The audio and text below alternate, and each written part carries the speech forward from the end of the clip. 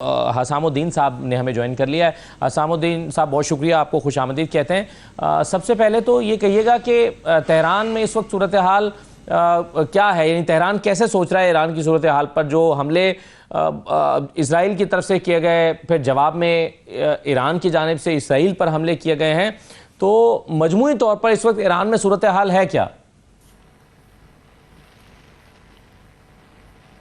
बिस्मिल्लाहिर्रहमानिर्रहीम। मैं आपकी खिदमत में सलाम अर्ज़ है और आपके तवस्सुत से आपके व्यूअर्स की खिदमत में भी सलाम अर्ज़ है। सबसे पहले मैं अपना पाकिस्तानी भाइयों और बहनों का शुक्रिया अदा करना चाहता हूँ कि इस बुरे वक्त में जो ख़बरें हमें पाकिस्तान से मौसूल हो रही है अवामी सतह पर और हुकूमत की सतह पर, ये हौसला अफजा हैं, हम उनके मशकूर हैं। और मैं आपको ये बताऊं कि अभी तेहरान में सिचुएशन क्या है, ये मैं उससे पहले ये कहना चाहता हूं कि मेज के टेबल पे हम तो थे, हम तो मेज पर बैठे हुए उनके साथ मुज़ाकरात कर रहे थे। वो सियासी बातचीत में नाकामी के बना पर उन्होंने ये इक़दाम किया क्योंकि उनके पास कहने के लिए कोई चीज़ नहीं है। वो कह रहे हैं कि भाई तुम रिसर्च नहीं करो, तुम इल्म हासिल नहीं करो, तुम पता नहीं, ऐसे उनकी ख्वाहिशें हैं जो कि गैर काबिल कबूल है।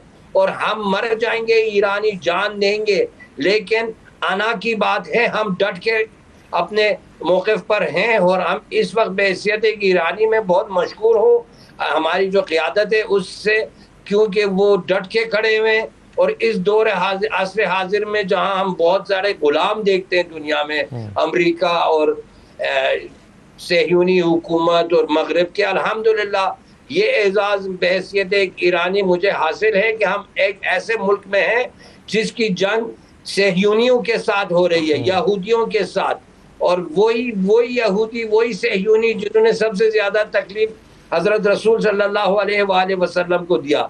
और मैं आपको ये कहना चाहता हूँ कि हम अली मुर्तज़ा के मानने वाले हैं, हमारा इमाम अली अलैहिस्सलाम है। एक बार खैबर में हमने उनको शिकस्त दी है, खुद जुल्फ़िकार अली अलैहिस्सलाम के साथ इंशाअल्लाह आज हम उनके पैरों हैं, हम उनको शिकस्त देंगे। यहाँ पे अवामी हिमायत जो है, यहाँ पे कौमी वफाक जो है, यहाँ यकजहती, ये देखिए इतने बेवकूफ़ है। मैं आपको ये कहना चाहता हूँ, हमारे दुश्मन, अल्लाह ताला ने अल्हम्दुलिल्लाह हम पे ये मेहरबानी की कि हमारे जो दुश्मन है बहुत ही बेवकूफ़ है।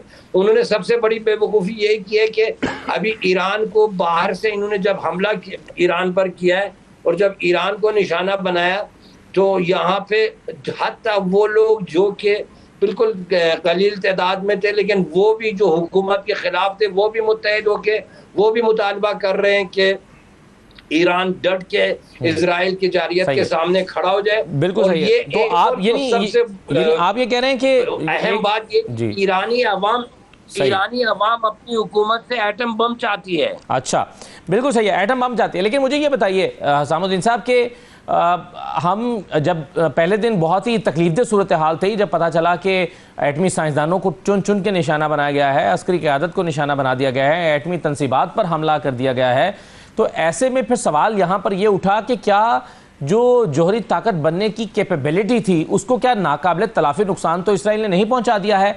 और क्या अगर ईरान अब चाहे कि वो अपने इस प्रोग्राम को आगे बढ़ाए तो क्या अब भी उसके पास ये कैपेबिलिटी मौजूद है कि वो अपना एटमी प्रोग्राम मुकम्मल कर सकता है? बेशक IAEA के सरबराह के मुताबिक ईरान के एटमी तनसीबात को बिल्कुल शायद 10% से भी कम नुकसान पहुँचा है। आपको पता है कि ये बहुत मुख्तलिफ जगहों में ये बिखरे, यानी एक जगह पे कोई कॉन्सेंट्रेटेड जगह पे नहीं है। ये इनकी दुश्मनी के वजह से हमें पता था हर जगह तनसीबात बिखरे हुए हैं, मुख्तलिफ जगहों पे बटे हुए हैं। और ये ऐसी सूरत हाल है कि यानी हमारे को पहले से ये ऑप्शन हमारे पास था और हम जानते थे कि एक दिन ये खिबासत होगी इनकी तरफ से। मैं आपको ये बताऊं कि हमारी आबादी यहाँ पे 80 मिलियन है। आखिरी ईरानी जब तक जिंदा रहेगा, ईरान का एटमी प्रोग्राम चलेगा।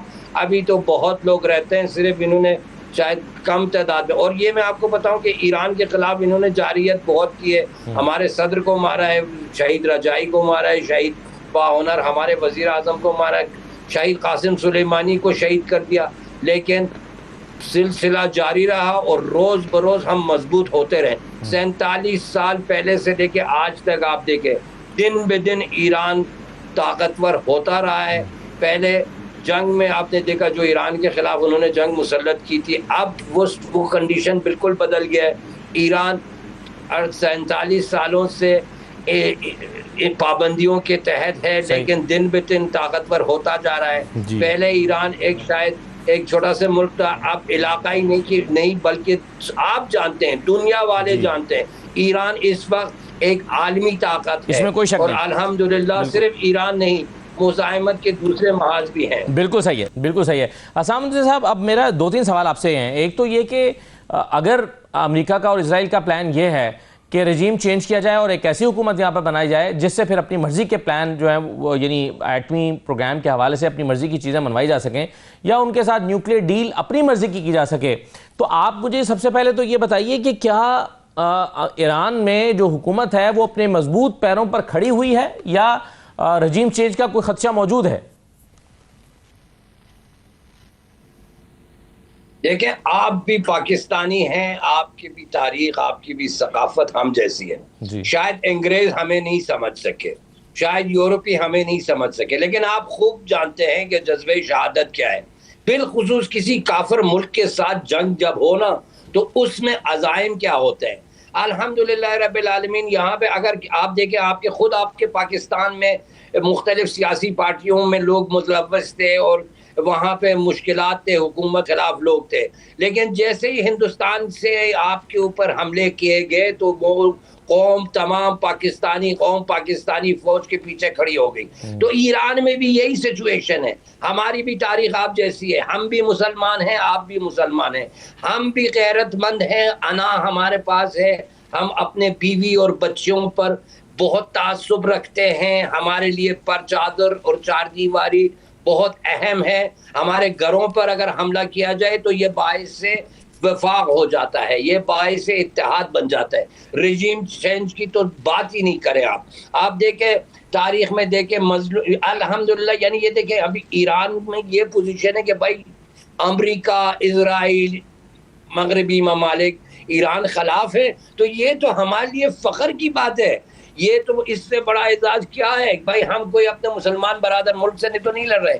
आप देखें, वो उन्होंने जब ईरान के खिलाफ सद्दाम हुसैन की हुकूमत के तवस्सुत से जंग किया था, तो उसमें एक मसला ये था कि भाई हम अपने मुसलमान मुल्क के साथ जंग में, अब तो वो भी नहीं है। हम लोग मर के शहीद हो जाएंगे, हम लोग मर के हमारे को जिंदगी अबदी मिलेगी, वो मर के नीस्तो नाबूद हो जाते हैं, वो बंकरों की तरफ भागते हैं, हम महाज की तरफ भागते हैं। बहुत फर्क है। आपने जो बातें कही है, ईरान ने 47 साल से इंकलाब आया ईरान में, दिन बे दिन ईरानी हुकूमत, मैं आपको बताऊं, किसी दूसरे मुल्क में 2 साल नहीं, 1 महीना पाबंदी कोई लगा के देखे, मुल्क खत्म हो जाएगा। यहाँ पे ये पाबंदियां हमारी मजबूती की वजह बन चुकी हैं। सही है। यहाँ पर हमारी जो मिसाइली ताकत है, आपके जो हमारे पैनल में लोग बैठे हैं, मैं उनसे मेरे गुजारिश ये कि इल्तिजा ये कि जाके देखें किसकी हिम्मत है इस खित्ते में, किसकी हिम्मत है इस दुनिया में कि अमेरिका के मुंह में खड़े होकर उसके मुंह में ऐसे रहबर इंकलाब सुनाते हैं, उनको ऐसे अल्फाज से नवाजते हैं कि वो उनकी कभी तारीख में, हम दूसरे ममालिक में हम देखते हैं वो लोग खड़े होकर अमरीकी सदर के सामने झुक जाते हैं, लेकिन हम लोग एक ऐसे गैरतमंद लोग हैं, हम एरियंस हैं।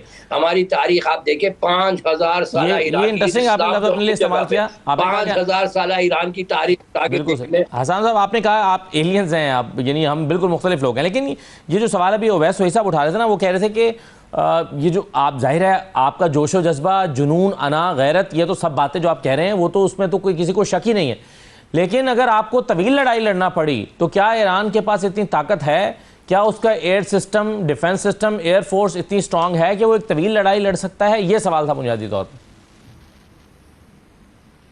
तवील, देखें, ईरान का काम ही तवील लड़ाई है। हम लोग चाहते हैं कि ये, देखिए, सबसे पहली बात मैं आपको एक बात बताऊं, ये जो इजराइल इतना बड़ा आप जो दिखा रहे हैं इसको दुनिया में, वो एक छोटा सा हमास के मद्दे मुकाबले अपना काम नहीं कर सका। आप कह रहे हैं कि अभी आप मेरे पैनलिस्ट कह रहे हैं कि भाई हमास को उन्होंने कमजोर कर दिया, हिजबुल्लाह को कमजोर कर दिया। अगर कर दिया है कमजोर तो क्यों अपने कैदी को ये लोग अपने घरों में वापस नहीं ला सकते? क्या वहां पे क्यों वो 1.5 साल तकरीबन 2.25 साल से वहां पे वो अपने जो उनका जो हमास को खत्म करने का सिलसिला था, क्यों हमास को खत्म नहीं कर सकते? एक छोटा सा हमास को खत्म नहीं किया है उन्होंने। वो अभी हिजबुल्लाह को क्या उन्होंने खत्म कर दिया? क्या यमन में हौसी जो है वो खत्म हो गए? ये हम लोगों को हम अपनी आंखों को खोल के देखना चाहिए कि भाई हौसी अभी भी उनको दाग है। ईरान तो एक बहुत बड़ा मुल्क है, यमन तो खित्ते का सबसे करीब मुल्क है। हमारे पास देखे खेती बाड़ी है, हमारे पास रिसोर्सेस है, हमारे पास सब बिजली है, पानी है। हमारा एक मुल्क जो जियोग्राफिकल आप देखें पोजीशन हमारा देखें, हमारे जो स्ट्रेटेजिक पोजीशन आप देखें, हम हर जगह यानी खित्ते में हम आपने स्ट्रेन ऑफ हॉर्मुज की बात की, आप देखें मगरब और मशरक के बीच में ईरान है। हम अगर हमारे साथ ये लोग सही ना करें तो हम यहाँ पे कोई जहाज भी उड़ने नहीं देंगे इस खित्ते से। तमाम अरब ममालिक भूख से मर जाएंगे अगर ईरान से इन्होंने कोई तवील जंग शुरू करने की। देखें, याद होगा आपको 2 साल पहले अरब ममालिक इस बात के ख्वाहिशमंद थे कि ईरान के खिलाफ जंग हो जाए। अभी सबसे बड़े मुखालिफ जंग के कौन है? यही खलीज फार्स के अरब ममालिक। वजह ये कि उनको पता होगा कि भाई वो चैन से नहीं बैठ सकेंगे। ये आप ये ना देखें, ईरान की जो एक मिसाइली ताकत है वो सबके लिए काफ़ी है। हमारे जो फासला है सऊदी इजराइल से 2000 किलोमीटर है। अमरीकी बेस तो हमारे पास ही हैं। आज़रबाईजान में देखें, खलीज फार्स के ममालिक में देखें, बहुत बहुत सारे ऑप्शंस है।